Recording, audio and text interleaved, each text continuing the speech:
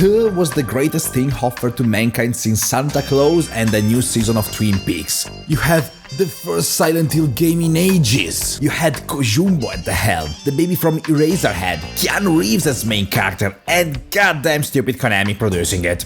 But sure, nothing bad could happen, and they cancelled it. So the whole world united under the banner of Screw Konami. Although it only took 2 unnecessary remakes for gamers to go on all fours and beg, please screw us, Konami, while they wear a pre-order bonus dog hat. But coincidentally, PT is also the short way I describe Madison. A long way would sound more like PT. Madison is one of the hundreds of copies of PT, and much like all the other PT copies, it's terrific. No, wait, that's not the right word. Terrifying. No, not that one either. Right. Terrible. It doesn't understand that the strength of PT was its novelty, its brevity, its unpredictability.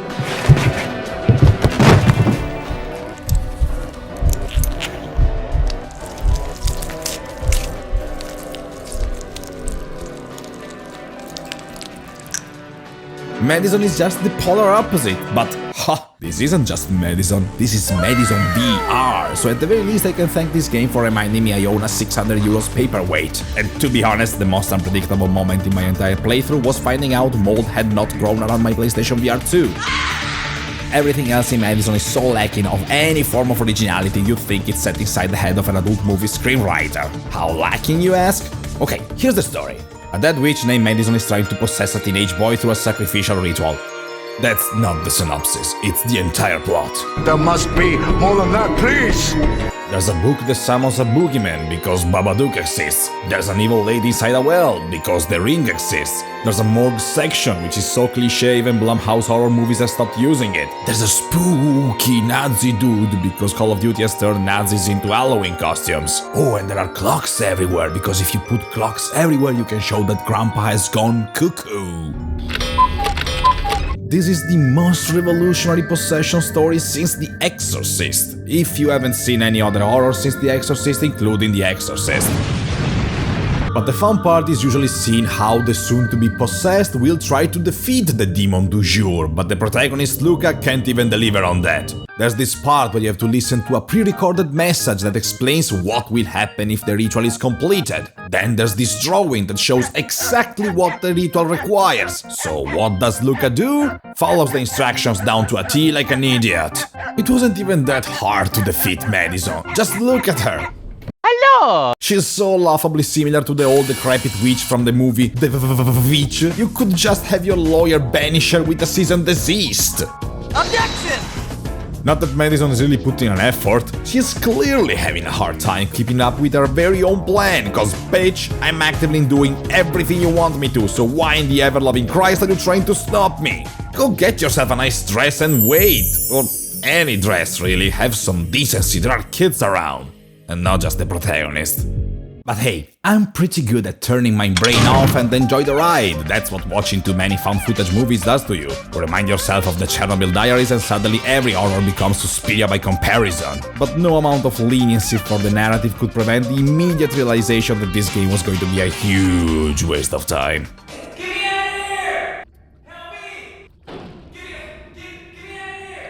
It begins with you waking up with some form of amnesia, also known as cliché number 1024. And already I got stuck. You can turn this TV, you can look around, you can listen to your daddy sobbing for 3 hours like he just had to rewatch Mufasa's death on repeat.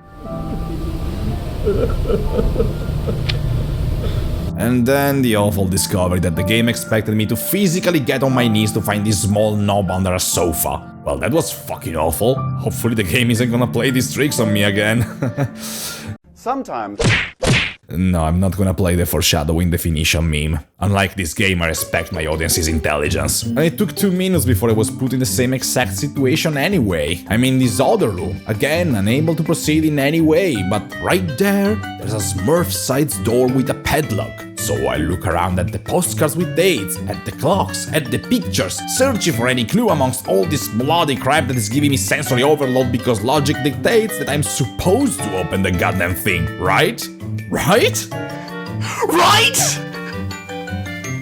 No. What are you, stupid? Of course not. That door is the very last thing you'll ever open in the whole game. Because this is Madison VR. We don't follow human logic. We follow escape rooms logics, where you spend hours going back and forth to this entire house, interacting with every random thing, hoping that that will complete what someone could very charitably call puzzles. Although I prefer to call them bullshit excuses to pet this thing for longer than 3 hours. When it's not fiddling with the furniture, it's photographing the furniture. Until the game decides that taking a picture of the deer's skull in Grandpa's living room will finally trigger one of the boring set pieces that will progress the story. Alright, I almost forgot about the camera, which is concerning considering it's on the bloody cover art. You'll have to photograph everything. Pictures of walls, pictures of coffins, pictures of holes, pictures of pictures, and for the most advanced paparazzi out there, pictures behind your back, which is the most creative I ever got with this thing, even if it didn't even have a real purpose.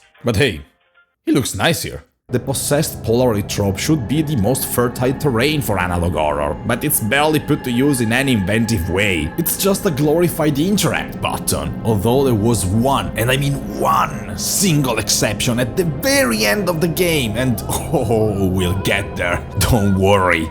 We'll get there. Even Visage, another fairly forgettable PT clone, managed to use the camera in more original ways in 15 minutes than Madison does in its entire duration. And wanna know another thing Visage managed to do? Actually threatening the player with enemies. But Madison VR? Well, to its credit, it does a good job at creating tension. The creaking noises, the flickering lights, the voices coming from nowhere, and then you realize they mean nothing. After a couple of hours you learn to completely filter them out, because they never signal any kind of real threat. They're just red herrings, because what Madison is really all about are the...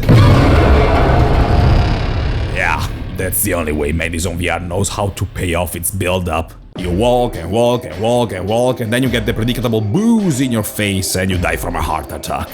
Ah, heart attack? So you did get scared? Yes, of course it scared me. I'm wearing a plastic head cage that vibrates harder than your mom's dildo, headphones pumped up at max volume, and half the game is completely dark. If you upload this game for making you jump with screaming demons in your face every 5 minutes, then congratulate yourself for being able to walk and breathe at the same time, because it's the same amount of effort, really. So no, I'm not going to compliment cheap, never-ending jumpscares when there are fruit hanging lower than Madison's flappy tits. Now compare this to the first time you find Pyramid Head in Silent Hill 2. No stupid high-pitched violence, no discoable lights, no rat jumping out of a cupboard. He's just standing there, looking at you through his sexy metallic head. So that's when you just turn the game off and go play Klonoa to recover your sanity. Ooh, who could have seen it coming? Of course you just had to compare it to Silent Hill 2. You're just as pretentious as every other YouTuber out there. Dude. First of all, have you read my name? Second, have you read my profile description? Third, I'm not the one proudly describing this thing as the scientificalist, scariest, gamest Everest. So if Madison wants to elevate herself to the survival horror Olympus, she better ask the help of goddamn Atlas to stay on her feet for more than 5 seconds. And speaking of feet and weak legs, let's finally talk about that one single moment where this game tries to be more than a haunted house attraction. It's about time we discuss Blue Knees.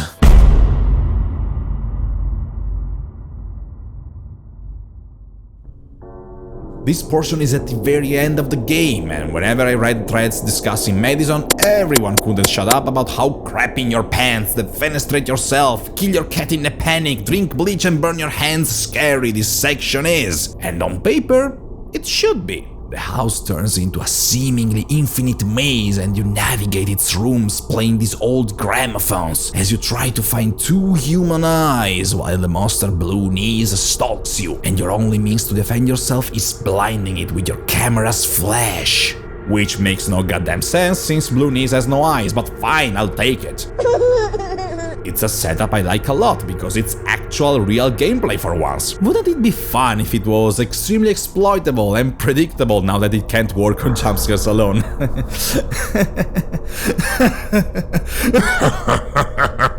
You start playing the gramophone and... Okay, as I was saying, you start... You move the goddamn... Oh my god, it's a simple circular movement. Why is it harder than performing open heart surgery? When you finally manage to turn this sodding crank without having the VR screwing things up, you'll hear the most obvious ominous sting ever. Any second now. There it is! Come over here, boy. Come over here. Say cheese! Man, I'm so scared by this oversized baby who's having an epileptic attack. I don't want to sound like an alpha male child, okay? I have a plushie of Luigi next to my monitor. I'm baby. But if this is what passes as scary nowadays, get a grip. And of course, once you're done with this section, you get a jump scare anyway, because this game is simply incapable of doing anything else. You know what? Madison VR might be obnoxious and up its ass, but you gotta commend the mastery in the art of setting up, building tension, over-promising, and never, ever delivering on the horror. This might give me an idea for a monster for an horror game. I might call it Blue Balls.